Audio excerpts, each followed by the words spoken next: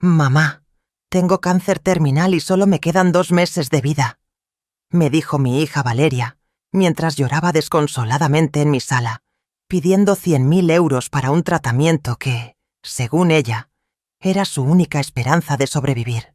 Le di todos mis ahorros sin dudar un segundo, pero cuando consulté con un médico amigo sobre los detalles que me había dado, sus palabras me helaron la sangre. Beatriz, esos marcadores tumorales no se usan para diagnóstico inicial de cáncer pancreático, y una paciente en estadio terminal no podría ni siquiera caminar con tacones. En ese momento comprendí que la mayor traición de mi vida venía de la persona que más amaba en este mundo. Antes de continuar, suscríbete y activa la campanita, porque cada día publicamos nuevas historias. Deja tu like y dime desde qué ciudad y país nos ves. Me llamo Beatriz Solano. Tengo 62 años y durante toda mi vida creí que había criado a una hija honesta y compasiva. Trabajé como profesora de literatura durante 40 años en el Instituto Cervantes de Madrid, siempre pensando en el futuro de mi familia y sacrificándome para darle a Valeria la mejor educación posible. Pagué universidades privadas, cursos en el extranjero. Incluso le ayudé con el enganche de su primer apartamento, cuando consiguió su trabajo en una empresa de marketing. Pensaba que había hecho todo bien como madre, que había inculcado valores sólidos de honestidad y respeto. Pero esa tarde del 15 de marzo de 2024, cuando Valeria apareció en la puerta de mi casa con los ojos rojos e hinchados, mi mundo se desmoronó por completo.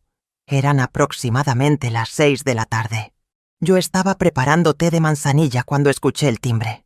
Al abrir la puerta, encontré a mi hija con una palidez que nunca había visto antes, temblando y con lágrimas rodando por sus mejillas.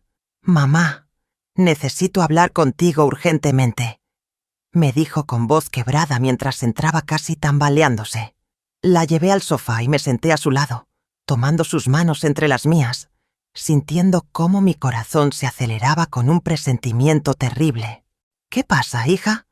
¿Qué te tiene así?», le pregunté, aunque una parte de mí ya temía la respuesta.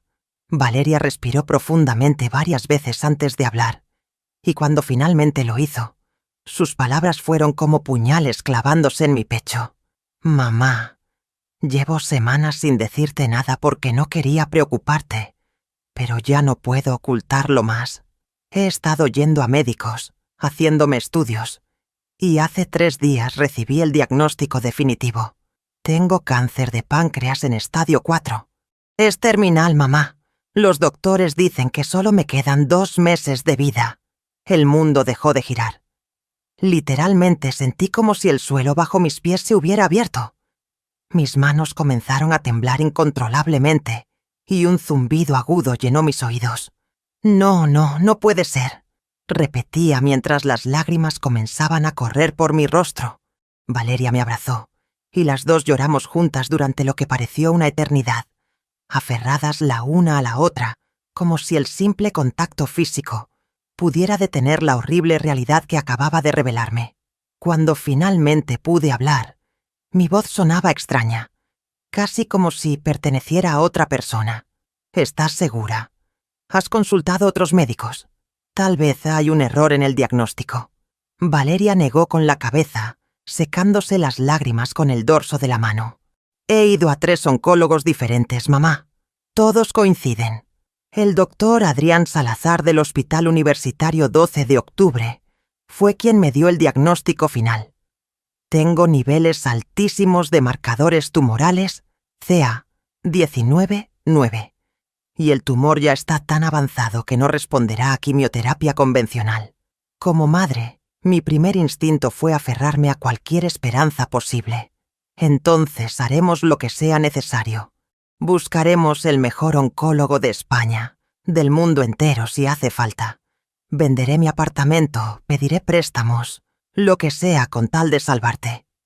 Mi hija tomó mis manos entre las suyas y me miró directamente a los ojos con una expresión que mezclaba desesperación y lo que parecía ser una última chispa de esperanza. «Mamá, hay una posibilidad. El doctor Salazar me habló de un tratamiento experimental en una clínica privada de Suiza que ha mostrado resultados prometedores en casos como el mío. Es una terapia génica combinada con inmunoterapia que podría reducir el tumor lo suficiente para que sea operable. Algunos pacientes han logrado entrar en remisión completa. Sus palabras eran como un salvavidas lanzado en medio de un océano tormentoso, y yo me aferré a ellas con toda mi fuerza. ¿Cuándo podemos empezar? ¿Qué necesitas?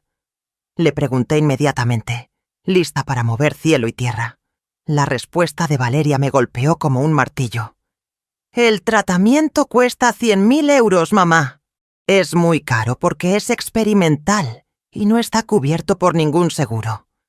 Necesito ese dinero en una semana como máximo porque el doctor dice que cada día que pase, sin comenzar, reduce drásticamente mis posibilidades de supervivencia. Sé que es muchísimo dinero. Es todo lo que has ahorrado en tu vida. Pero es mi única oportunidad de vivir. No quiero morir, mamá. Tengo tantos planes, tantas cosas que aún quiero hacer. En ese momento no dudé ni un segundo. Tendrás ese dinero, Valeria. He trabajado toda mi vida y esos ahorros existen precisamente para esto, para protegerte. No hay nada más importante que tu vida. Nos abrazamos nuevamente mientras ella sollozaba contra mi hombro, agradeciéndome una y otra vez. Yo le acariciaba el cabello como cuando era niña, susurrándole que todo saldría bien, que lucharíamos juntas contra esta enfermedad terrible. Esa noche, después de que Valeria se marchó, permanecí despierta en mi cama, mirando el techo mientras procesaba la devastadora noticia. Mi única hija, mi razón de vivir, estaba enfrentando la muerte a los 34 años. Era incomprensible, injusto, cruel. Sin embargo, algo en mi interior, una vocecita pequeña que no podía ignorar completamente, me susurraba que debía prestar atención a los detalles. No era desconfianza hacia Valeria, sino quizás mi naturaleza analítica de profesora de literatura, a cosas narrativas. Al día siguiente llamé a mi amigo Ernesto Navarro, médico oncólogo del Hospital Ramón y Cajal, con quien había mantenido amistad desde que coincidimos en un club de lectura hace más de 15 años. Ernesto, necesito que me expliques sobre el cáncer de páncreas. Mi hija acaba de ser diagnosticada y estoy desesperada, le dije cuando contestó el teléfono, intentando mantener la voz firme pero fallando miserablemente. Ernesto me explicó muchas cosas técnicas sobre la enfermedad, los tratamientos disponibles y los pronósticos.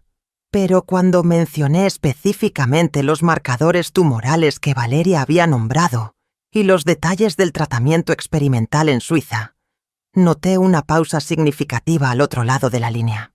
Beatriz, los marcadores CA19 9 elevados pueden indicar varias cosas, no solo cáncer pancreático. Se usan más para monitoreo que para diagnóstico inicial. Y respecto a esos tratamientos experimentales en Suiza con esas características específicas, tendría que verificarlo, pero no conozco ningún protocolo así actualmente.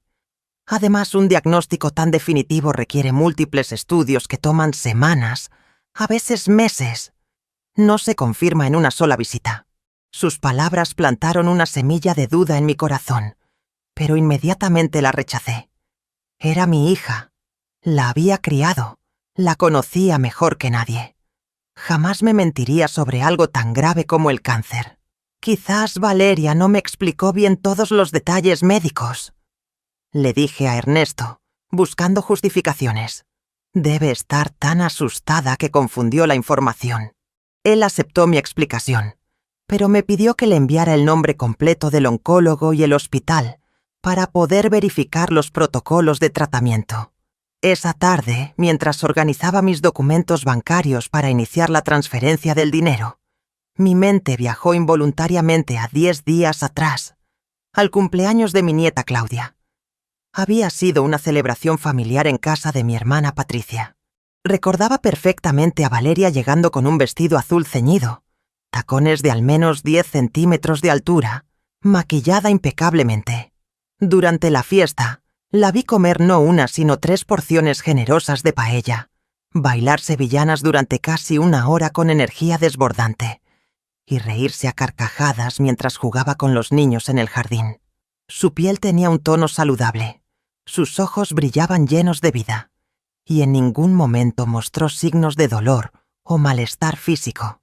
Esa imagen de Valeria tan vibrante y saludable contrastaba brutalmente con la mujer pálida y temblorosa que había aparecido en mi puerta apenas 10 días después, alegando tener cáncer terminal con 2 meses de vida. Las palabras de Ernesto resonaban en mi cabeza como campanas de advertencia. Un paciente con cáncer pancreático avanzado presenta síntomas físicos inconfundibles. Ictericia severa, la piel y los ojos se vuelven amarillentos. Pérdida de peso dramática y constante. Dolores abdominales insoportables que requieren morfina. Fatiga extrema que apenas permite caminar. Es imposible disimular estos síntomas, Beatriz. Son demasiado evidentes. Intenté reconciliar esas 2 versiones de mi hija en mi mente. ¿Podría una enfermedad tan agresiva progresar tan rápidamente en solo 10 días? ¿O acaso Valeria ya estaba enferma durante el cumpleaños y simplemente ocultaba su dolor con una actuación magistral? La idea me resultaba insoportable, pero también increíblemente improbable. Ninguna mujer con un cáncer tan avanzado podría bailar durante 1 hora con tacones de aguja sin colapsar. Al día siguiente, Ernesto me llamó con información que hizo temblar los cimientos de mi confianza materna. Beatriz, he verificado en todos los registros del Hospital Universitario 12 de Octubre y no existe ningún doctor Adrián Salazar en el departamento de oncología. De hecho, no hay registro de ese nombre en ningún departamento del hospital. También consulté con colegas que trabajan en oncología pancreática y ninguno conoce protocolos experimentales en Suiza con las características que mencionaste. Los tratamientos de inmunoterapia génica existen, sí, pero sus costos y protocolos son diferentes a lo que describes. Mi corazón se detuvo por completo. Las manos me temblaban tanto que casi dejo caer el teléfono. Debe haber un error, Ernesto. Quizás Valeria me dio mal el nombre del médico, o tal vez trabaja en otro hospital y yo entendí mal. Mi voz sonaba desesperada incluso a mis propios oídos, aferrándome a cualquier explicación que pudiera mantener intacta la imagen de mi hija honesta y buena. Beatriz, como tu amigo debo ser honesto contigo.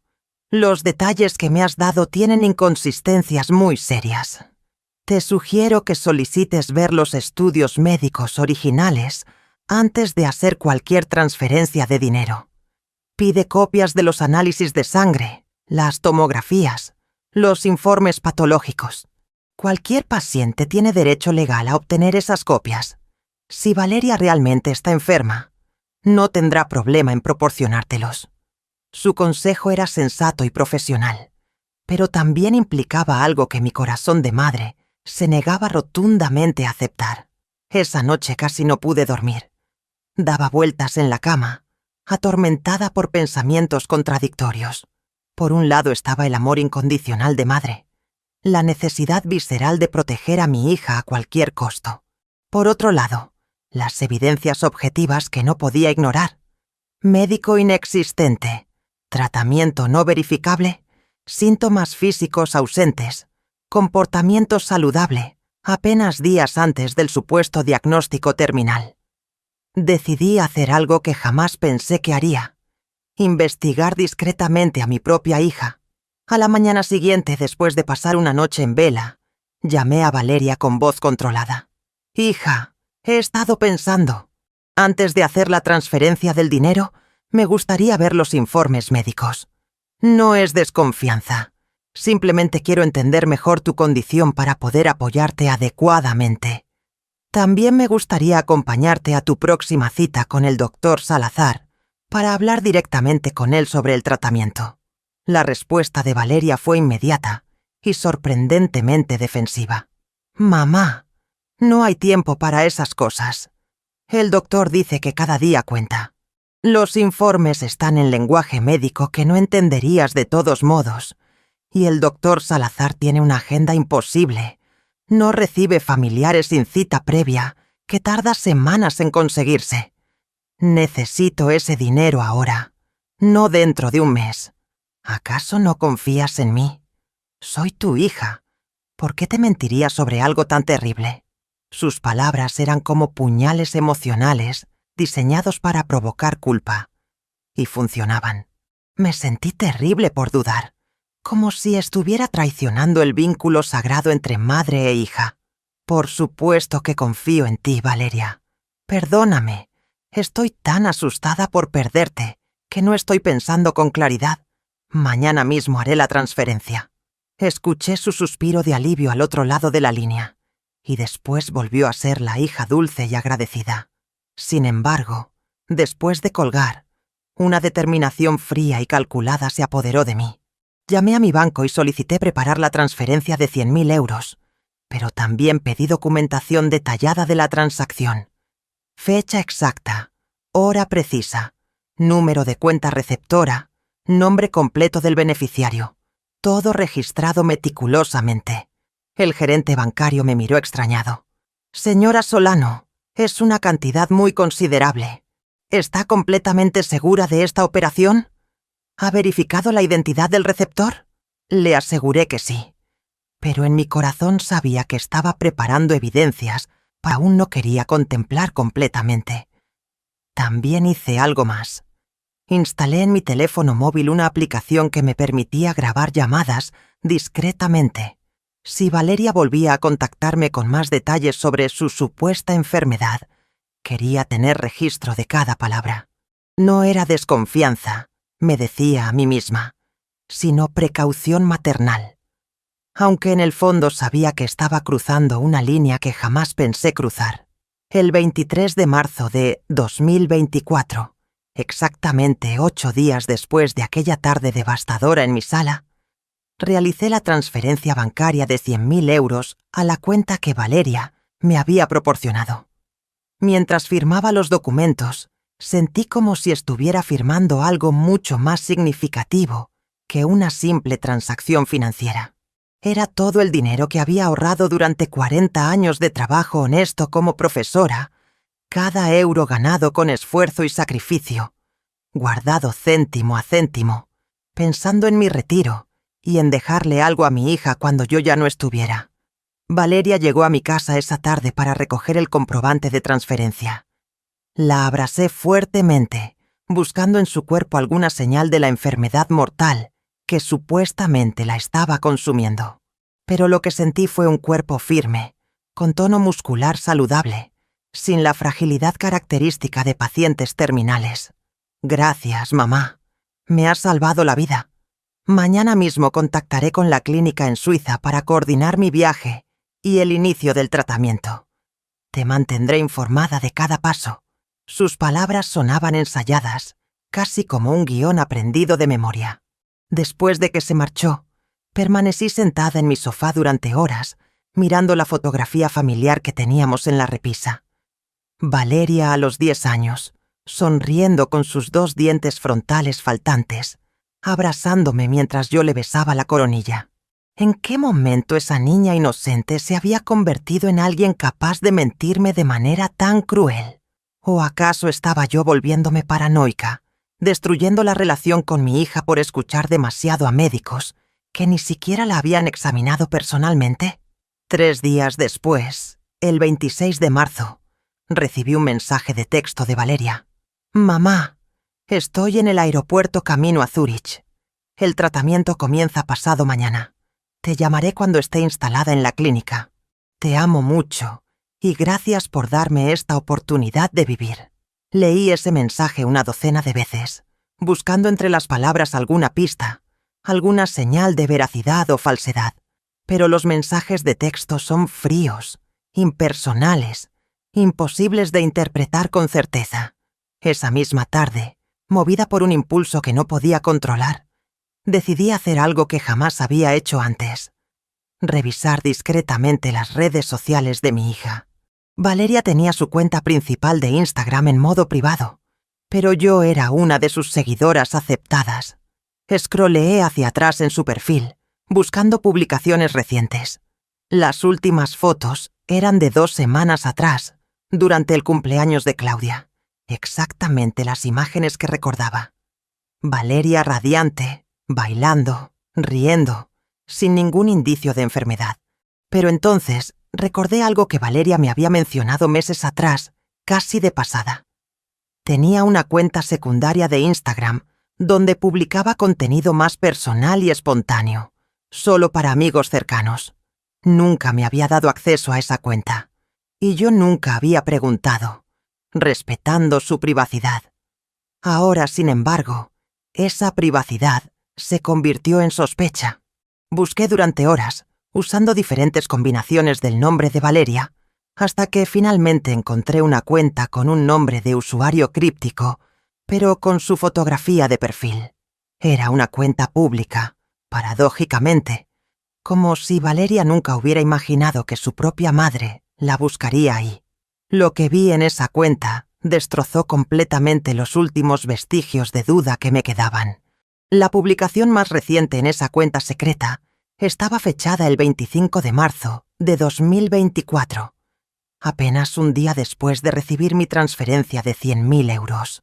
Era una fotografía de Valeria en el interior de una concesionaria de automóviles de lujo, posando junto a un BMW deportivo color negro brillante, con un enorme lazo rojo en el capó.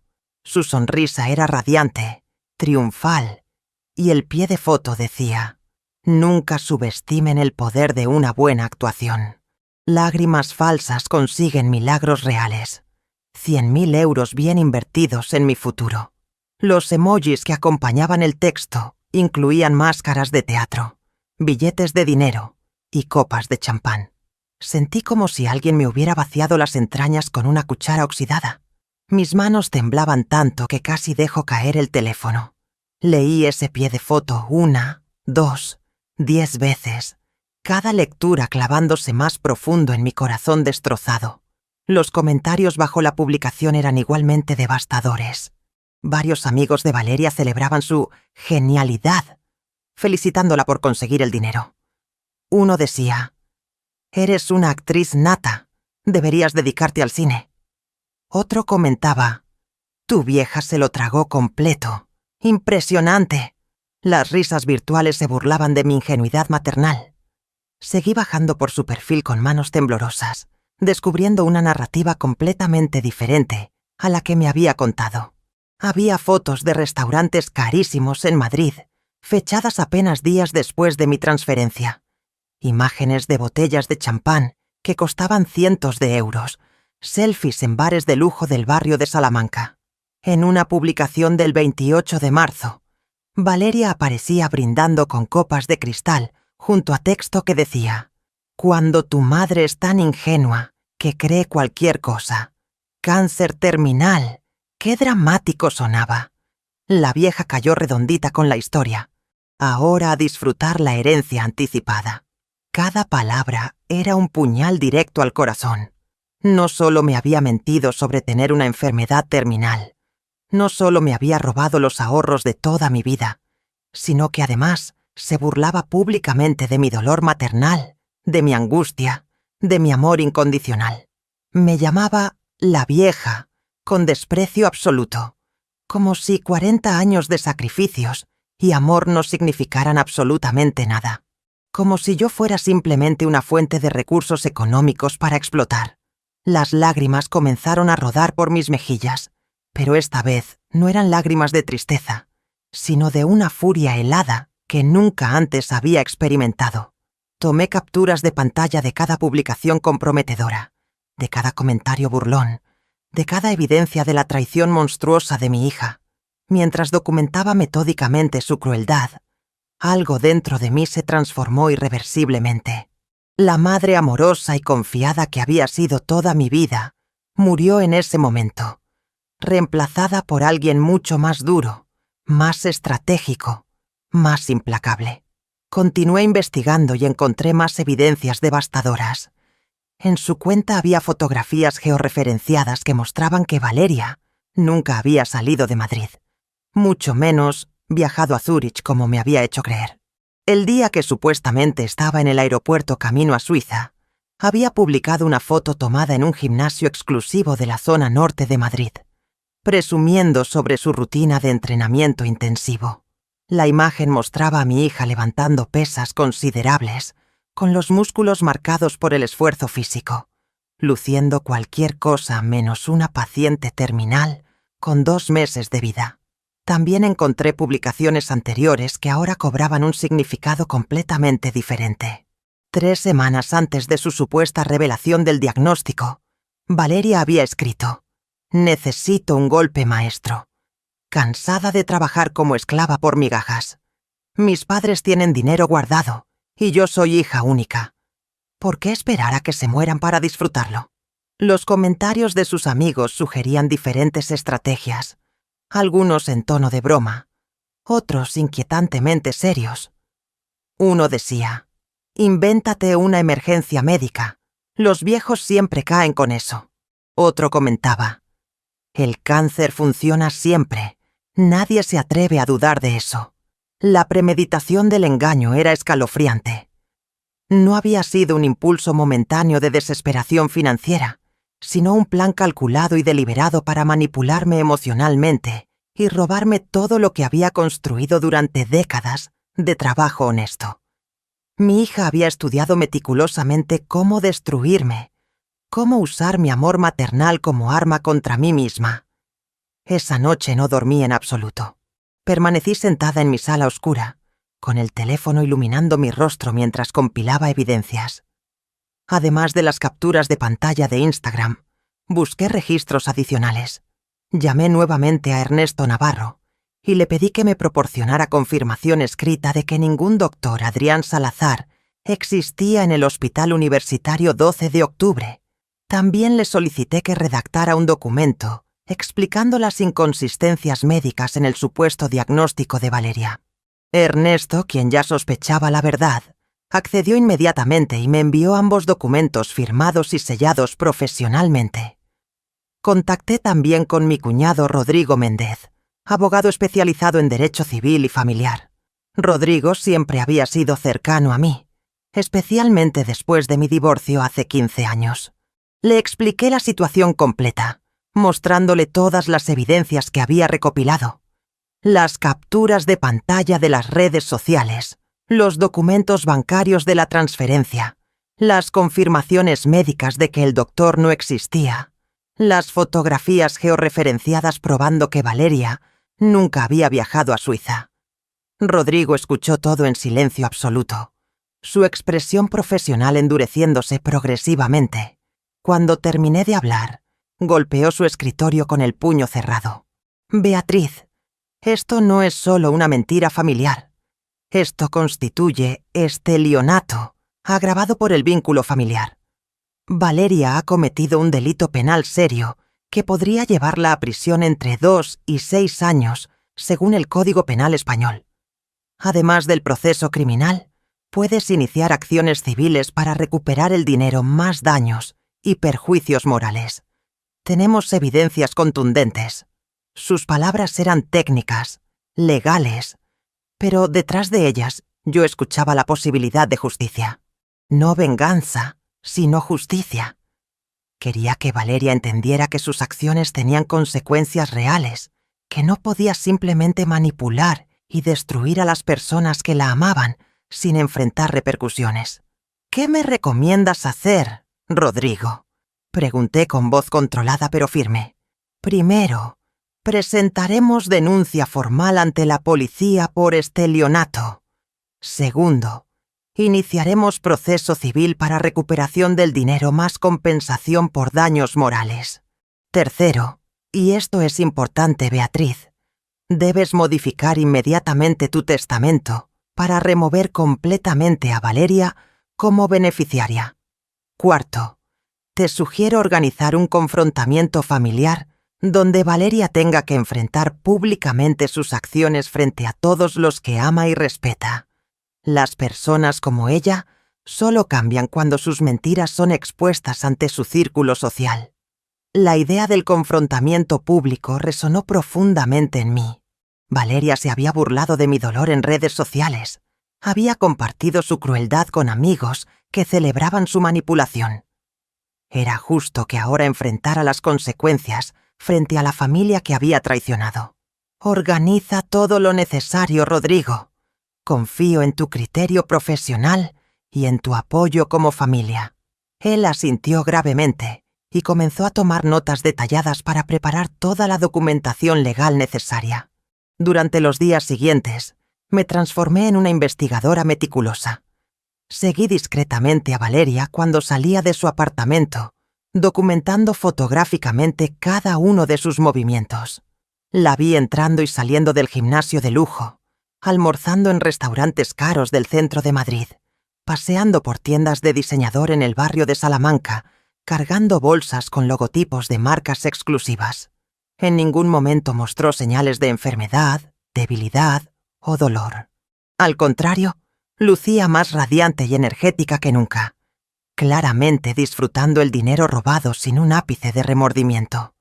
El 2 de abril, exactamente 18 días después de entregarle 100.000 euros para salvar su vida inexistente, seguí a Valeria hasta una concesionaria BMW en la zona norte de Madrid. Desde mi automóvil estacionado discretamente al otro lado de la calle, observé a través de los ventanales del establecimiento cómo mi hija firmaba documentos, estrechaba manos con el vendedor y finalmente recibía las llaves de un BMW deportivo negro, idéntico al de las fotografías en su cuenta secreta de Instagram. El vendedor le entregó documentación que indicaba un precio de 92.000 euros pagados en efectivo. 92.000 euros de los 100.000 que yo había transferido supuestamente para salvar su vida. Tomé fotografías detalladas de todo. Valeria posando orgullosa junto al vehículo, el vendedor estrechando su mano. Incluso capturé imágenes del recibo de compra que ella dejó momentáneamente sobre el capó mientras revisaba el interior del automóvil. Cada fotografía era una pieza más del rompecabezas de evidencias que estaba construyendo meticulosamente. Observé cómo Valeria subía al BMW con una sonrisa de satisfacción absoluta.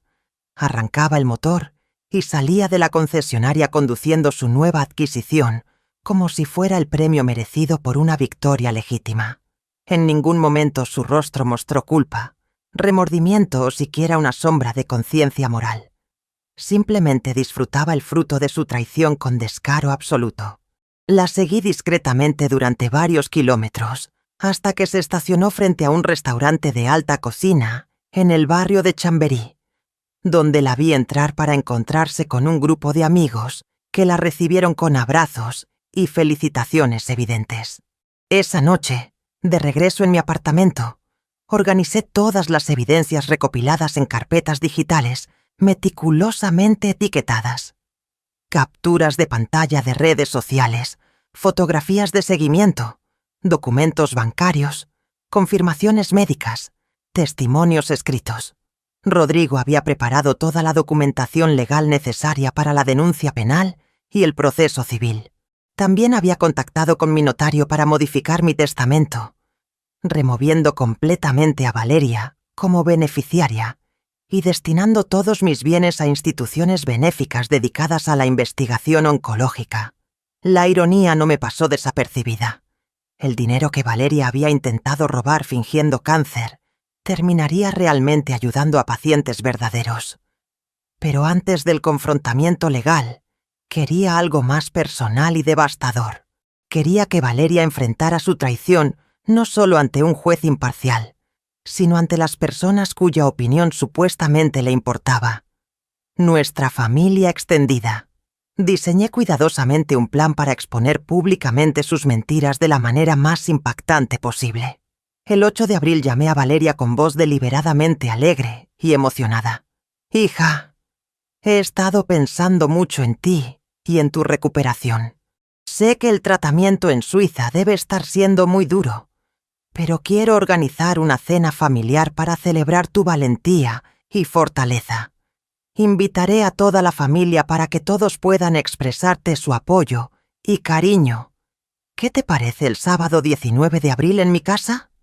Hice la invitación exactamente 3 semanas después de haberle transferido el dinero. tiempo suficiente para que se sintiera completamente segura y confiada en que su engaño había funcionado perfectamente. Valeria aceptó inmediatamente, sin sospechar absolutamente nada. «Ay, mamá, qué linda eres. Sí, estaré encantada. El tratamiento ha sido agotador, pero estoy respondiendo bien. Será hermoso ver a toda la familia reunida». Su capacidad para mentir con tanta naturalidad y fluidez era genuinamente escalofriante. Incluso sabiendo la verdad absoluta, su actuación era tan convincente que por un momento fugaz dudé de mis propias evidencias. Pero luego recordaba las fotografías del BMW, las publicaciones burlándose de mí, y mi resolución se endurecía como acero templado. Durante los siguientes días envié invitaciones personales a toda la familia extendida. Mi hermana Patricia y su esposo Rodrigo, por supuesto. También mis primos Alejandro y Mónica, mis tíos Alberto y Carmen, y varios miembros más de nuestro círculo familiar cercano. En total, 15 personas que conocían a Valeria desde niña, que la habían visto crecer, que habían celebrado sus cumpleaños y graduaciones. Personas cuya opinión y respeto ella valoraba profundamente. También invité a Ernesto Navarro, presentándolo simplemente como un amigo cercano, sin revelar su profesión médica. La invitación oficial era para celebrar la valentía y fortaleza de Valeria durante su tratamiento médico. Todos aceptaron conmovidos, expresando admiración por el coraje de mi hija al enfrentar una enfermedad tan terrible. Varios me llamaron llorando, ofreciendo apoyo económico adicional si lo necesitaba, compartiendo historias de familiares que habían luchado contra el cáncer. Cada expresión genuina de compasión hacia Valeria intensificaba mi furia contenida, pero también fortalecía mi determinación de exponer completamente su crueldad. Rodrigo me ayudó a preparar una presentación visual con todas las evidencias organizadas cronológicamente. Primero las capturas de pantalla, donde Valeria planeaba el engaño. Luego su supuesta revelación del diagnóstico. Después las publicaciones burlándose de mi ingenuidad, las fotografías del BMW, las imágenes georreferenciadas probando que nunca salió de Madrid, y finalmente los documentos médicos confirmando que el doctor Salazar no existía. Todo presentado de manera clara, irrefutable, devastadora. El día 19 de abril amaneció soleado y claro. Uno de esos días primaverales perfectos de Madrid, donde el cielo azul intenso contrasta con el blanco brillante de las nubes. Pasé la mañana preparando comida para la reunión familiar, moviéndome mecánicamente por mi cocina, mientras repasaba mentalmente cada detalle del confrontamiento planificado. Había ensayado docenas de veces lo que diría, cómo presentaría las evidencias, qué respuestas daría a posibles excusas o negaciones de Valeria. Los invitados comenzaron a llegar alrededor de las 7 de la tarde. Cada uno traía expresiones de solidaridad y compasión, abrazándome con ternura, preguntando por Valeria con preocupación genuina.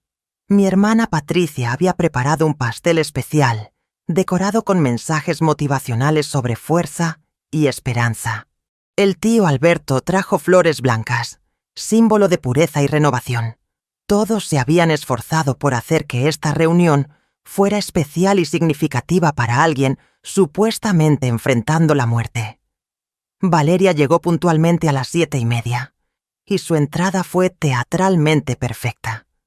Llevaba un pañuelo de seda elegante cubriendo su cabeza, simulando la pérdida de cabello por quimioterapia que nunca había recibido. Caminaba ligeramente encorvada, como si le costara esfuerzo moverse, con una palidez artificial lograda mediante maquillaje cuidadosamente aplicado. Incluso había adelgazado algunos kilos, probablemente mediante dieta intensiva, para hacer más creíble su performance de paciente terminal.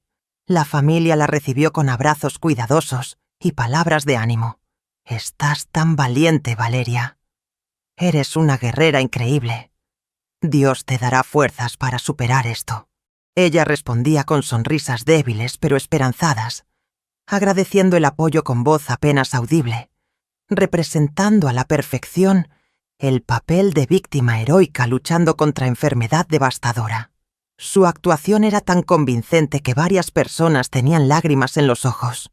Yo observaba todo desde cierta distancia, manteniendo expresión serena, pero sintiendo cómo la furia helada crecía en mi interior. Cada mentira que salía de su boca, cada gesto calculado de debilidad fingida, cada lágrima falsa que provocaba en nuestros familiares, alimentaba mi determinación de exponer completamente su monstruosidad. Después de media hora de interacción inicial, pedí atención general. Familia querida, gracias por estar aquí esta noche. Como todos saben, nos hemos reunido para apoyar a Valeria durante este momento tan difícil de su vida. Sin embargo, antes de continuar con la celebración, hay algo muy importante que debo compartir con todos ustedes. Algo que cambiará completamente su perspectiva sobre esta situación. Mi voz era firme, controlada, sin revelar la tormenta emocional que rugía bajo la superficie. Valeria me miró con confusión genuina, claramente sin comprender hacia dónde me dirigía. Los demás familiares también mostraban expresiones desconcertadas, esperando quizás algún anuncio sobre mejoría inesperada en el pronóstico o nuevas opciones de tratamiento. Rodrigo se acercó discretamente y me entregó el control remoto para la presentación que habíamos preparado en la pantalla grande de mi televisor. Valeria vino a verme el 15 de marzo pasado, llorando desconsoladamente, revelándome que tenía cáncer pancreático terminal con solo 2 meses de vida. Me pidió 100.000 euros para un tratamiento experimental en Suiza, que supuestamente era su única esperanza de sobrevivir. Como cualquier madre que ama a su hija, le di todo mi dinero sin dudarlo un segundo.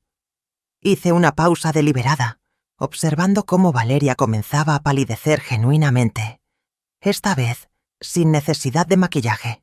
Sin embargo, algunas inconsistencias en su historia me llevaron a investigar discretamente, y lo que descubrí destruyó completamente mi corazón maternal. Presioné el botón del control remoto y la pantalla se iluminó con la primera captura de pantalla. La publicación de Valeria, junto al BMW con el texto burlándose de mi ingenuidad. El silencio que cayó sobre la sala fue absoluto y sepulcral.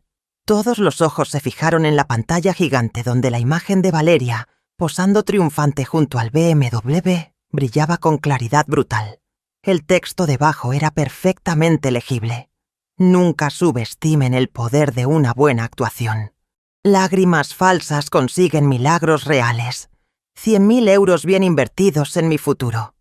Los emojis de máscaras teatrales y billetes parecían burlarse de cada persona presente en esa sala. Valeria se puso de pie bruscamente, con más energía de la que había mostrado en toda la velada. Su rostro pasó del blanco artificial al rojo intenso de la vergüenza y la rabia. «Mamá, esto es un malentendido. Yo puedo explicar». Su voz ya no era débil ni quebrada, sino aguda y desesperada. Pero yo levanté la mano silenciándola con un gesto firme que no admitía interrupciones. «Silencio, Valeria. Ahora me toca hablar a mí. Durante 34 años te he dado la palabra primero. Te he escuchado. Te he creído. Ahora vas a escucharme tú». Presioné nuevamente el control remoto y apareció la siguiente captura de pantalla. La publicación del 28 de marzo, donde ella escribía sobre mi ingenuidad patética y llamándome la vieja, que había caído redondita con la historia del cáncer terminal. Patricia dejó escapar un grito ahogado, llevándose las manos a la boca. El tío Alberto se quitó los lentes como si no pudiera creer lo que veían sus ojos. Mónica comenzó a llorar silenciosamente, negando con la cabeza en señal de incredulidad absoluta. La atmósfera en la sala se transformó de compasión solidaria a horror colectivo en cuestión de segundos. Continué mostrando evidencia tras evidencia de manera metódica y deliberada. Las fotografías georreferenciadas del gimnasio tomadas el día que supuestamente volaba a Zúrich. Las imágenes de restaurantes exclusivos donde Valeria celebraba con champán caro, mientras yo sufría creyéndola al borde de la muerte. Los mensajes anteriores donde planificaba el engaño con sus amigos, buscando la estrategia perfecta para manipularme emocionalmente. Cada nueva revelación era como un martillazo sobre el ataúd de su reputación familiar. Pero esperen, porque hay más, dije con voz controlada, aunque sentía el corazón latiendo violentamente contra mis costillas. Mostré las fotografías que había tomado personalmente frente a la concesionaria BMW el 2 de abril, documentando el momento exacto en que Valeria compraba el vehículo deportivo de 92.000 euros. Este automóvil fue adquirido con el dinero que yo le di supuestamente para salvar su vida. 92.000 euros pagados en efectivo, mientras yo lloraba cada noche, rogando a Dios que la salvara de una enfermedad que nunca existió. Rodrigo se acercó entonces con una carpeta de documentos legales. Para quienes aún tengan dudas sobre la veracidad de estas acusaciones, aquí tengo confirmación oficial del Hospital Universitario 12 de octubre, certificando que ningún doctor Adrián Salazar existe en su departamento de oncología. De hecho, ese nombre no aparece registrado en ningún hospital de la Comunidad de Madrid. Extendió los documentos para que todos pudieran verlos, pasándolos de mano en mano, mientras las expresiones de shock se profundizaban. Ernesto Navarro tomó entonces la palabra, identificándose como médico oncólogo. Como profesional especializado en cáncer pancreático, puedo confirmar que los marcadores tumorales mencionados por Valeria no se utilizan para diagnóstico inicial de esta enfermedad. Además, una paciente con cáncer pancreático en estadio 4 presentaría síntomas físicos absolutamente inconfundibles: ictericia severa, pérdida dramática de peso, dolores que requieren morfina constante y debilidad extrema que imposibilita actividades normales. La señorita que vemos aquí, capaz de bailar con tacones altos, hacer ejercicio intensivo en gimnasios y conducir automóviles deportivos, claramente no padece ninguna enfermedad terminal. Valeria intentó defenderse con voz cada vez más histérica. Todos ustedes están malinterpretando las cosas. Esas publicaciones eran bromas privadas con amigos. El BMW lo compré con un préstamo personal. Mi madre está obsesionada y ha malinterpretado todo por sus problemas mentales. Pero sus palabras sonaban huecas y desesperadas, contradichas por la evidencia visual irrefutable proyectada en la pantalla. Patricia se acercó a Valeria con expresión de absoluto disgusto. He conocido a tu madre toda mi vida. Es la mujer más honesta, equilibrada y cuerda que existe. No tienes vergüenza mintiendo incluso ahora cuando las pruebas de tu traición están frente a nuestros ojos. ¿Cómo pudiste hacerle esto a tu propia madre? ¿Qué clase de monstruo eres? Su voz temblaba de indignación mientras señalaba acusadoramente a su sobrina. El tío Alberto, normalmente calmado y mesurado, intervino con dureza inusual. Valeria, te he visto crecer desde que eras bebé. Tu madre se sacrificó durante décadas para darte todo lo que necesitabas y mucho más, y así le pagas, fingiendo cáncer terminal para robarle los ahorros de toda su vida. No solo es cruel, es criminal. Deberías estar en prisión por lo que has hecho. Varios familiares murmuraron acuerdos mientras Valeria retrocedía físicamente ante la condena colectiva. Pero entonces sucedió algo que jamás hubiera anticipado. En lugar de mostrar arrepentimiento o vergüenza genuina, Valeria cambió completamente de táctica. Su expresión pasó de defensiva a desafiante, incluso arrogante. Se quitó el pañuelo de seda que cubría su cabeza, revelando su cabello perfectamente sano y brillante. Se irguió completamente, abandonando la postura encorvada de paciente débil. Y cuando habló, su voz era fría como hielo y dura como granito. ¿Saben qué? No me arrepiento de nada. Ese dinero era mío por derecho. Soy hija única, heredera legítima de todo lo que mi madre posee. Solo anticipé el proceso inevitable de herencia. ¿Cuál es realmente la diferencia entre tomar 100.000 euros ahora o esperar a que se muera para heredar 200.000? Además, Ella ha gastado cientos de miles de euros en mí durante toda mi vida. Educación privada, universidad cara, viajes, ropa, apartamento. ¿Por qué debería sentirme culpable por tomar un poco más de lo que, de todos modos, será mío, eventualmente? El shock ante semejante declaración fue palpable. Incluso yo, que había visto sus publicaciones crueles, no esperaba este nivel de desfachatez y falta absoluta de conciencia moral. Patricia comenzó a gritar improperios, pero Rodrigo la detuvo con gesto firme. Valeria continuó su diatriba venenosa como si estuviera liberando años de resentimiento acumulado. Todos ustedes la tratan como santa y mártir, pero ¿saben cuántas veces me hizo sentir culpable por los sacrificios que hacía por mí? Cada regalo venía con recordatorio implícito de cuánto le costaba. Cada oportunidad que me daba incluía discursos sobre su esfuerzo. Estoy cansada de vivir bajo el peso de su supuesta generosidad. El dinero que tomé es compensación por años de manipulación emocional, disfrazada de amor maternal. Sus palabras eran tan retorcidas, tan llenas de justificaciones narcisistas, que varias personas simplemente la miraban boquiabiertas, sin poder procesar semejante nivel de ingratitud y crueldad. Yo permanecí sorprendentemente calmada, porque su reacción confirmaba algo que había sospechado. Valeria no era simplemente alguien que había cometido un error desesperado. Era alguien fundamentalmente rota moralmente, incapaz de asumir responsabilidad por sus acciones o sentir empatía genuina por el dolor ajeno. Rodrigo aprovechó el silencio atónito para tomar control de la situación. Valeria, tu madre me ha autorizado para informarte oficialmente de las siguientes acciones legales. Primero, se ha presentado denuncia formal ante la policía por delito de estelionato agravado por vínculo familiar, que conlleva pena de prisión entre 2 y 6 años. Segundo, se ha iniciado proceso civil para recuperación completa del dinero más daños y perjuicios morales. Tercero, ha sido removida total y permanentemente del testamento de tu madre. Cuarto, se ha solicitado orden judicial para embargo preventivo de tus bienes, incluyendo el BMW adquirido con fondos obtenidos fraudulentamente. La arrogancia de Valeria vaciló momentáneamente ante la mención de consecuencias legales reales. No puedes meterme a la cárcel. Soy tu hija.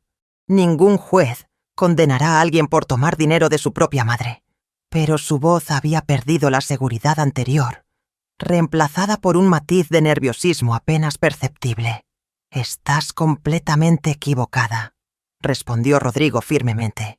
El Código Penal español es muy claro respecto a fraude y estelionato, independientemente de vínculos familiares. De hecho, el vínculo familiar es considerado agravante porque implica abuso de confianza. Tenemos evidencias documentales irrefutables, transferencias bancarias, publicaciones en redes sociales admitiendo el engaño, testimonios médicos, fotografías. Cualquier fiscal aceptará este caso inmediatamente. Valeria miró alrededor buscando algún rostro compasivo, algún aliado que pudiera defenderla. Pero encontró solo expresiones de repulsión, decepción y condena absoluta. Incluso sus primos más cercanos, con quienes había crecido, la miraban como si fuera una extraña peligrosa. Patricia lloraba abrazando a su esposo, murmurando repetidamente que no podía creer que su sobrina fuera capaz de semejante monstruosidad. Entonces intervine finalmente, con voz serena pero implacable. «Valeria, voy a ofrecerte una única oportunidad de redención, no porque la merezcas, sino porque aún queda en mí un vestigio de la madre que fui. Puedes enfrentar el proceso penal completo con probable condena de prisión, o puedes aceptar trabajar durante 6 meses como voluntaria no remunerada en la unidad de oncología pediátrica del Hospital Niño Jesús, cuidando niños que realmente luchan contra el cáncer que tú fingiste tener. Si cumples esos 6 meses demostrando dedicación genuina, consideraré retirar la denuncia criminal, aunque el proceso civil para recuperar mi dinero continuará de todas formas». La expresión de Valeria pasó por múltiples emociones en segundos. incredulidad, furia, desesperación y finalmente un cálculo frío de sus opciones limitadas. Miró a Rodrigo buscando confirmación de que la amenaza legal era real, y él asintió gravemente. Tu madre está siendo extraordinariamente generosa ofreciéndote esta alternativa. Yo le he aconsejado proceder directamente con el proceso penal completo. La decisión es tuya. 6 meses de servicio comunitario o potencialmente varios años en prisión. Valeria apretó los puños con tanta fuerza que sus nudillos se pusieron blancos. Esto es chantaje emocional. Me estás obligando a elegir entre opciones que nunca debería tener que considerar. Su voz destilaba resentimiento puro, sin ningún indicio de arrepentimiento genuino o comprensión de la gravedad de sus acciones. Claramente aceptaría el trabajo voluntario, no por deseo de redención, sino simplemente para evitar consecuencias legales más severas. Tienes hasta mañana al mediodía para decidir, dije con firmeza absoluta. Rodrigo te enviará los documentos que deberás firmar si aceptas la alternativa del voluntariado. Si no recibimos tu respuesta afirmativa en ese plazo, procederemos directamente con la denuncia penal, sin ninguna otra oportunidad de negociación. Me di la vuelta indicando que la conversación había terminado, que su presencia ya no era bienvenida en mi hogar. Valeria salió de mi apartamento sin despedirse de nadie, caminando rápidamente hacia la puerta con la cabeza agachada, mientras los murmullos de condena la seguían como sombras acusadoras. Patricia la detuvo brevemente en el umbral. Valeria, durante años te admiré como sobrina brillante y talentosa. Ahora solo siento vergüenza de compartir sangre contigo. Espero que algún día comprendas la magnitud del daño que has causado, no solo a tu madre, sino a todos nosotros que confiábamos en ti. Las palabras de mi hermana resonaron en el pasillo, mientras Valeria desaparecía sin responder. Al día siguiente, exactamente a las 11 de la mañana, Rodrigo recibió un correo electrónico de Valeria, aceptando formalmente los términos del acuerdo de voluntariado. Su mensaje era breve, frío, desprovisto de cualquier disculpa o expresión de remordimiento. Acepto trabajar 6 meses en el hospital como han estipulado. Envíenme la documentación para firma. Ni siquiera se dirigió a mí directamente, comunicándose únicamente a través del abogado como si yo fuera una extraña litigante en lugar de su madre.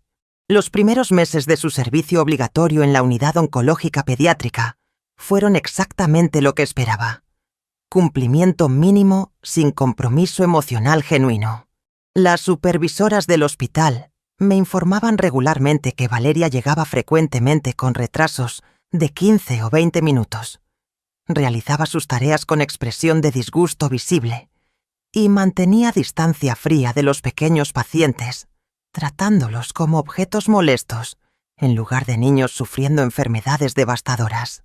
En julio, 3 meses después del confrontamiento familiar, el proceso civil llegó a su resolución. El juez ordenó a Valeria devolver la suma completa más intereses y daños morales. El BMW fue embargado y vendido en subasta pública, recuperando 73.000 euros debido a la depreciación natural del vehículo usado.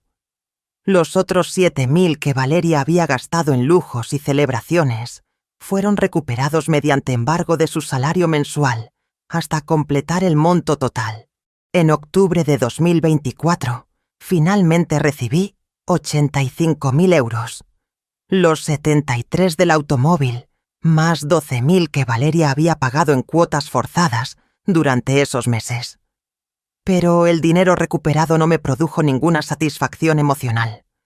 85.000 euros no podían comprar de vuelta la confianza destruida, el amor traicionado, la relación madre-hija irreparablemente fracturada. Tomé una decisión que me llenó de paz profunda. Doné la cantidad completa al Instituto de Investigación Oncológica Pediátrica de Madrid, específicamente para financiar estudios sobre cáncer pancreático en niños. La ironía era perfecta. El dinero que Valeria había robado fingiendo esa enfermedad terminaría salvando vidas reales de niños verdaderamente enfermos. También comencé a trabajar como voluntaria en el mismo hospital, donde Valeria cumplía su servicio obligatorio, aunque en horarios diferentes para evitar encuentros directos. Cuidar niños luchando batallas genuinas contra el cáncer me proporcionó perspectiva sanadora y propósito renovado. Cada pequeño paciente me recordaba la crueldad monstruosa de la mentira de Valeria, pero también me mostraba resiliencia humana extraordinaria, amor familiar auténtico y valentía frente a adversidad real. Valeria completó sus 6 meses de servicio obligatorio en septiembre, cumpliendo exactamente el mínimo requerido, pero sin mostrar transformación emocional alguna. Nunca se disculpó. Nunca reconoció genuinamente el daño causado. Nunca demostró comprensión real de por qué sus acciones fueron tan imperdonables. Simplemente cumplió el castigo como prisionera, contando días hasta la liberación, resentida y amarga hasta el final.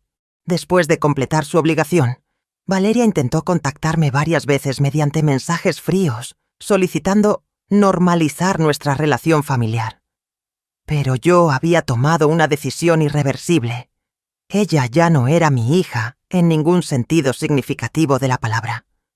Bloqueé todos sus intentos de comunicación y comuniqué a toda la familia extendida mi decisión de cortar contacto permanente. La mayoría apoyó mi postura comprendiendo que algunas traiciones son simplemente imperdonables. Hoy, más de 6 meses después de aquella revelación devastadora, vivo sola pero en paz. He encontrado propósito profundo trabajando con niños realmente enfermos, honrando con acciones concretas el sufrimiento que Valeria convirtió en farsa cruel. Mi testamento permanece modificado. Todo irá a instituciones benéficas dedicadas a investigación oncológica. Valeria vivirá el resto de su vida sabiendo que destruyó la relación más importante que tendría jamás por 92.000 euros y un automóvil deportivo. A veces me preguntan si algún día podría perdonarla. Mi respuesta es siempre la misma. El perdón requiere arrepentimiento genuino del ofensor, y Valeria nunca ha mostrado remordimiento real, solo resentimiento por haber sido descubierta y castigada. Ella eligió su camino cuando decidió manipular mi amor maternal como herramienta para robarme. Ahora vive con las consecuencias de esa elección.